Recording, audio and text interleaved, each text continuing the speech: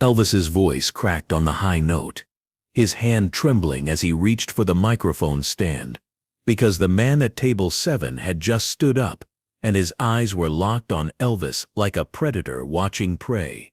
Wait, because what happened in the next 90 seconds didn't just shake two of the biggest names in show business. It exposed a secret that could have ended one of their careers before the sun came up over the Vegas Strip. The Sands showroom was packed wall to wall. Every table claimed, every chair filled, cigarette smoke curling up through the spotlight beams like ghosts. The air tasted like expensive perfume and cheaper cigars, like champagne and electricity. Crystal chandeliers caught the lights and threw fractured rainbows across tuxedos and evening gowns. This was the kind of crowd that came to Vegas not just to gamble, but to see something they could brag about back home. Dean Martin stood stage left in his perfectly tailored tux, martini glass in hand, that trademark smirk playing at the corner of his mouth as he watched Elvis work the crowd. They'd been trading verses on That's Amore for the past 3 minutes, the audience eating up every second of two legends sharing the same stage. But Dean had noticed something shift in Elvis about 40 seconds ago. The kid's timing was off. His smile looked painted on, and his eyes kept darting to the same spot in the crowd like he was checking to see if a bomb was still ticking. Dean followed Elvis's gaze during the bridge, and saw him, table 7, front and center, close enough to the stage that you could see the ice melting in his whiskey. The man wore a charcoal suit that probably cost more than most people's cars. His shirt collar opened just enough to show a gold chain thick as a finger. His hair was slicked back with enough pomade to waterproof a boat, styled in that particular way that said he'd been wearing it like that since the 40s. His face had that particular kind of stillness that came from years of making people nervous without saying a word. 2 men flanked him, both built like they'd been hired for their ability to break things, their eyes constantly scanning the room. Neither of them was smiling. The man in the middle wasn't smiling either. He was just staring at Elvis with the kind of focus that made the air feel heavier. Write in the comments, where are you listening to this story from? And what time is it right now? Elvis hit the chorus, but his voice wavered. Something Dean had never heard happen before. The kid had pipes that could shake rafters and charm snakes.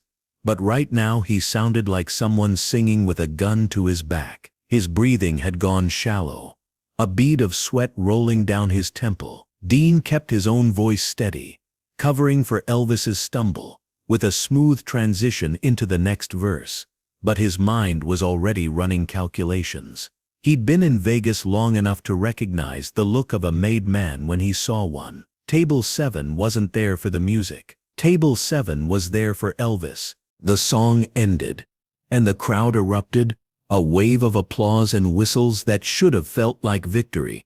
But Dean watched Elvis's face and saw nothing but fear. The kid's smile was a mask now, his eyes darting back to table 7, where the man hadn't moved, hadn't clapped, hadn't done anything except sit there like a statue carved from ice and menace. Dean stepped to the microphone, buying time with a joke about Elvis's hair, and the crowd laughed right on cue. But he was watching the man at table 7, and the man was watching Elvis, and nobody else in the room seemed to notice that something had gone very, very wrong. Look, you need to understand how Vegas worked in those days. The Sands wasn't just a casino, it was a kingdom, and the kings who ran it didn't appreciate disruptions. If someone had a problem with a performer, you didn't handle it in the showroom. You handled it in a back office, or a parking lot, or a desert road where nobody asked questions. The fact that this man was sitting front and center, making his presence known, meant one of two things.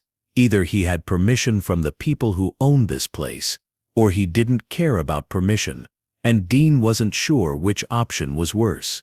Elvis launched into hound dog like he was trying to outrun whatever was chasing him, his hips moving on autopilot while his eyes stayed locked on the man who hadn't moved from table 7. Dean stayed close, harmonizing on the chorus, trying to project the kind of easy confidence that might steady Elvis's nerves, but he could feel the tension radiating off the kid like heat from a furnace. The audience didn't notice. They were too busy clapping and cheering, too caught up in the magic of watching two icons share a stage to see that one of those icons was slowly coming apart at the seams. Notice something about Dean's position on that stage. He wasn't just standing there for show. He'd angled himself so he could see both Elvis and Table 7 at the same time, close enough to step in if things went sideways but far enough back that he didn't look like he was crowding the kid. Dean had learned a long time ago that the worst place to be in a bad situation was in the middle of it without an exit strategy, and right now his strategy was to figure out what the hell was happening before someone got hurt. The man at Table 7 lifted his glass, took a slow sip, and set it down with the kind of deliberate control that said he was in no hurry. One of his companions leaned in and whispered something, but the man didn't react, didn't nod, didn't acknowledge the comment at all. His eyes stayed on Elvis. Dean saw the kid's hand shake as he grabbed the microphone, saw the way his knuckles had gone white around the chrome, saw the thin line of sweat starting to form at his hairline, even though the stage lights weren't that hot yet. Remember, this wasn't just any Vegas show. This was supposed to be a celebration. The Sands had booked Dean and Elvis together for a 3-night run, a collaboration that had the whole strip buzzing because nobody thought you could get both of them on the same stage at the same time. The first 2 nights had gone off without a hitch, standing ovations and encores and enough champagne backstage to float a yacht. But tonight, the third and final night, something had changed. Someone had shown up who wasn't supposed to be there, and that someone had Elvis Presley looking like he wanted to run for the exit. Dean finished his verse and stepped back, giving Elvis space for a solo run.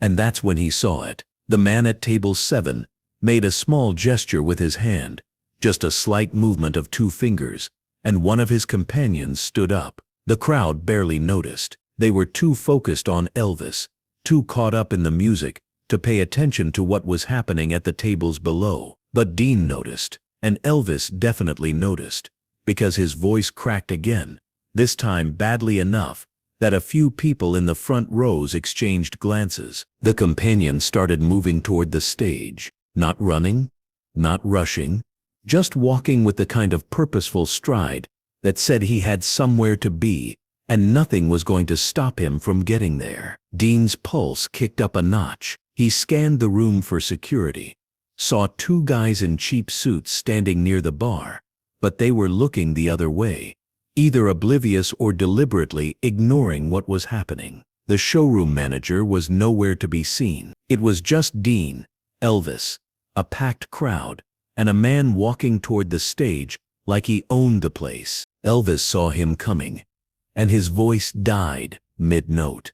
The band kept playing for a couple of beats before they realized something was wrong. Instruments trailing off one by one, until the only sound in the room was the shuffle of feet and the clink of glasses and the quiet murmur of a crowd that suddenly sensed they were watching something that wasn't part of the script. The man kept walking. He reached the base of the stage, put one hand on the edge, and looked up at Elvis with a face that gave away absolutely nothing. Dean moved, not fast enough to spook anyone, but fast enough to make it clear he was stepping in. He crossed the stage in 3 strides and put himself between Elvis and the man at the stage edge, his martini glass still in hand, like this was all part of the act, like he'd planned to be standing right here at this exact moment. The crowd, bless them, thought it was choreographed. A few people even laughed, thinking this was some kind of bit, some clever piece of stagecraft they were privileged to witness. They had no idea they were watching 2 careers balance on the edge of a knife. "Something I can help you with, pal." Dean's voice carried the same smooth tone he used for punchlines, but his eyes were hard. The man at the stage edge didn't blink. Up close, Dean could see the scar that ran from the man's left eyebrow to his cheekbone, a thin white line that looked like it had been put there by something sharp and angry. The man opened his mouth to speak, and Dean braced himself for whatever was about to come out. But before a single word could land, the man at table 7 stood up. The room went quiet, not the kind of quiet where people stop talking. The kind of quiet where people stop breathing.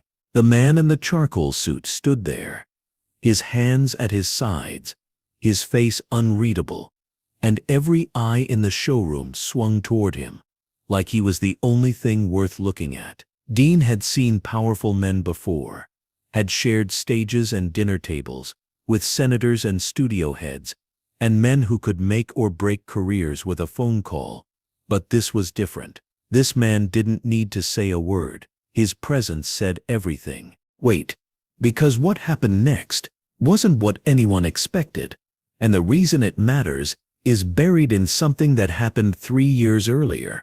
Something Elvis had never told Dean, something that was about to come crawling out of the shadows and onto that stage, whether anyone was ready for it or not. The man at table 7 made another small gesture, and the companion at the stage edge stepped back. Not far, just enough to create space. The man in the charcoal suit started walking, not toward the stage but toward the side exit, the kind of door that led to private rooms and back hallways, and places where the real business of Vegas got done. He paused at the doorway, looked back at Elvis one more time, and then he was gone. His 2 companions followed, and just like that, table 7 was empty except for 3 half-finished drinks and an ashtray full of crushed cigarettes. Elvis let out a breath that sounded like he'd been holding it for an hour. His shoulders sagged, his hand came off the microphone, and for a second Dean thought the kid was going to collapse right there on stage. But Elvis was a professional, had been performing since he was old enough to hold a guitar, and some instincts ran deeper than fear. He forced a smile, grabbed the microphone again, and said something about needing a minute to catch his breath. Wasn't Vegas heat something else? And the crowd laughed because they'd believe anything if you sold it with enough charm. Dean signaled the band to pick up an instrumental, gave Elvis a look that said, "We're talking after this," and stepped to the front of the stage to buy them both some time.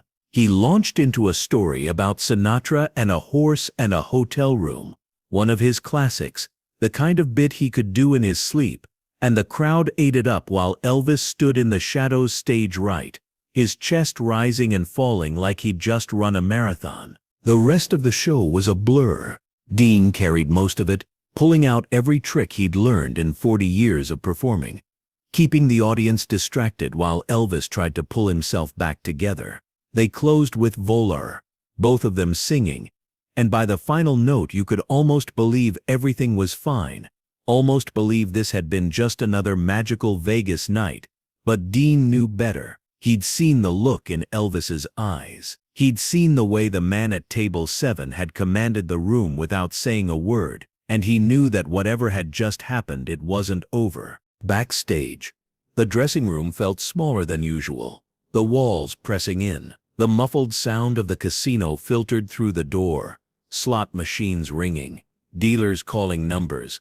But in here it was quiet, except for the sound of Elvis's breathing and the clink of ice in Dean's glass. Elvis sat on the couch, his head in his hands, his stage clothes showing sweat stains at the collar. Dean poured 2 drinks without asking if Elvis wanted one. He handed one glass to Elvis, kept the other for himself, and waited. Sometimes the best thing you could do for someone was give them space to talk when they were ready. Sometimes you had to push. Dean was trying to figure out which approach to use when Elvis looked up and said, "His name is Vincent Corrado." Listen, because this is where you need to understand what Elvis was risking by even saying that name out loud. Vincent Corrado wasn't just connected. He was the connection, the kind of man who didn't have business cards because he didn't need them, the kind of man whose name you didn't say unless you were prepared for consequences. Dean had heard whispers about Corrado,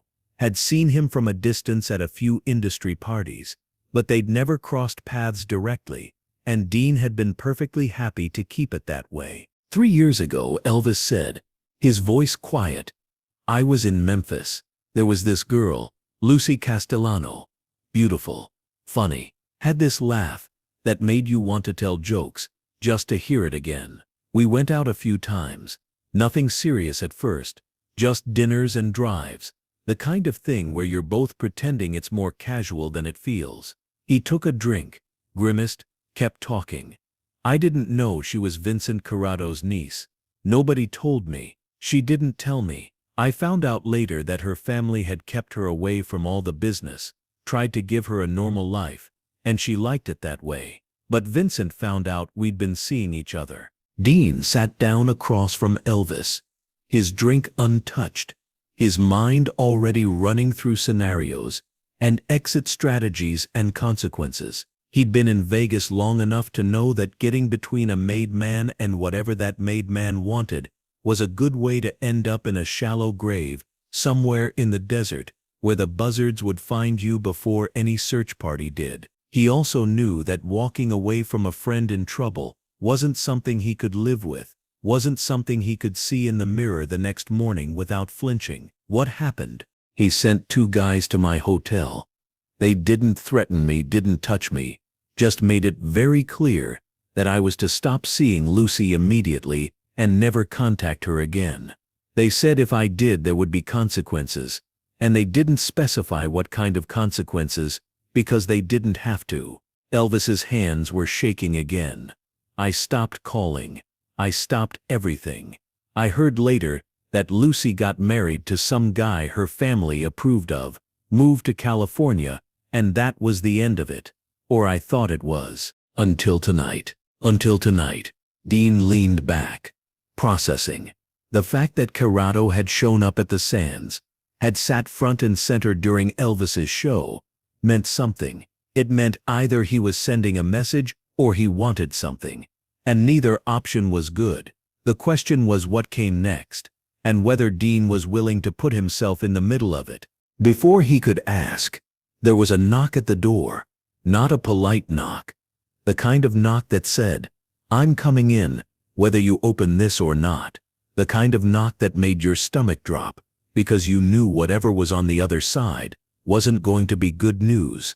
Dean stood up, positioned himself between the door and Elvis, his body language shifting into something harder, something that said he was ready for whatever came through that door, even if he wasn't sure he could handle it. "Who is it?" "Tony Moretti, Sands Management." Dean opened the door. Tony Moretti was a short man with a round face and nervous eyes that darted around like trapped birds, the kind of guy who'd spent his whole career trying to keep important people happy and had never quite figured out how to do it without sweating through his shirt. He stepped into the room, saw Elvis on the couch, looking like he'd just survived a car crash, saw Dean blocking his path with the kind of stillness that meant he wasn't moving for anyone, and his nervous eyes got more nervous. "Mr. Martin, Mr. Presley, I apologize for the interruption. There's a gentleman who would like to speak with Mr. Presley. He's waiting in the private lounge." "What gentleman?" Dean's voice had lost all its smoothness. "Mr. Vincent Corrado." Elvis stood up so fast he nearly knocked over his drink. "Tell him I'm not available. Mr. Presley, with all due respect." Mr. Corrado was very insistent. He said it would only take a few minutes, and he assured me it was a personal matter, nothing to do with business. Dean looked at Tony, then at Elvis, then back at Tony. "Tell Mr. Corrado that if he wants to talk to Elvis, he can do it with me in the room, and he can do it right here. We're not going to any private lounges." Tony's face went pale. "Mr. Martin, I don't think." "That's the offer, Tony. Take it or leave it." Tony left. The door closed. Elvis stared at Dean. "You don't have to do this." "Yeah, I do." Dean picked up his drink, finished it in one swallow, and set the glass down with a soft click.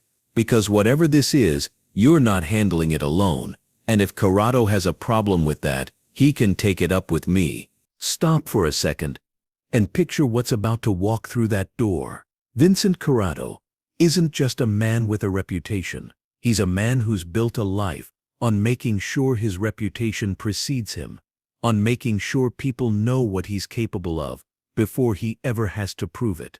The fact that he's agreed to come to the dressing room instead of summoning Elvis to him means either Dean's gambit worked or Corrado's curious enough about Dean's involvement to see where this goes. Either way, the next 5 minutes are going to determine whether Elvis walks out of this building with his career intact or whether he's about to become a cautionary tale. The knock came again, softer this time.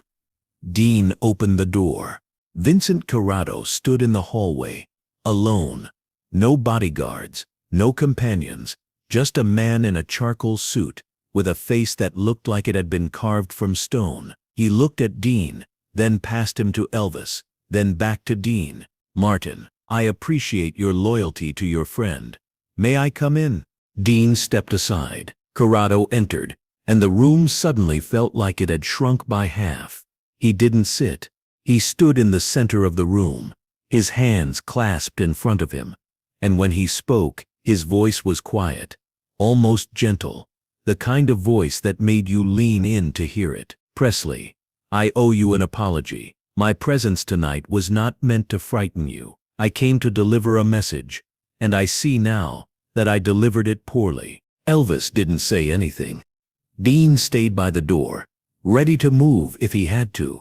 Corrado continued. 3 years ago you were kind to my niece Lucy. You treated her with respect when many men in your position would not have. She has spoken fondly of you many times, and she asked me to thank you for that. I am here tonight to deliver that thanks, and to tell you that any debt you believe you owe to me or my family is forgiven. You were a gentleman. That matters. The room was so quiet, you could hear the air conditioning hum. Dean watched Elvis's face cycle through confusion, relief, and disbelief in the span of 3 seconds. "That's it? That's why you came?" "That's why I came. I understand my reputation precedes me, and I understand why my presence might have caused you concern. For that, I apologize. I have daughters of my own, Mr. Presley. I know what it means when a man treats them well." Corrado reached into his jacket.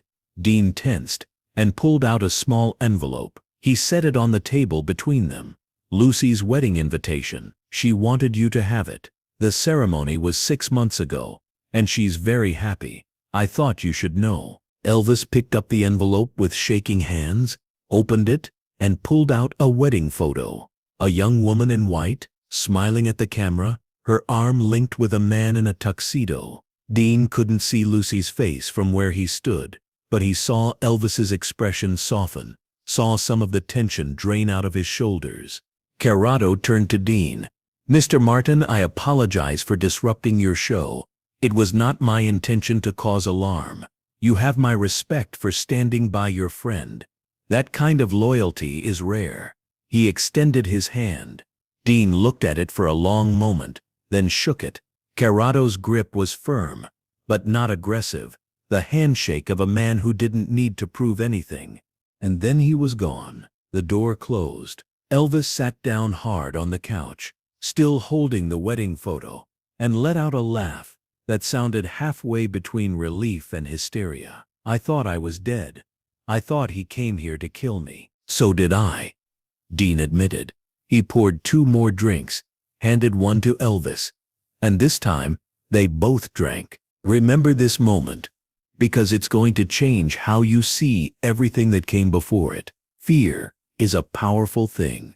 It can make you see threats where there are none, can turn a simple message into a death sentence, can convince you that a man sitting at a table is planning your murder when all he wants to do is say thank you." Dean had seen it happen before, had felt it himself, and he understood now why Elvis had been so terrified. When you carry guilt and fear for 3 years, when you convince yourself that a reckoning is coming, every shadow looks like a weapon, and every stranger looks like an executioner.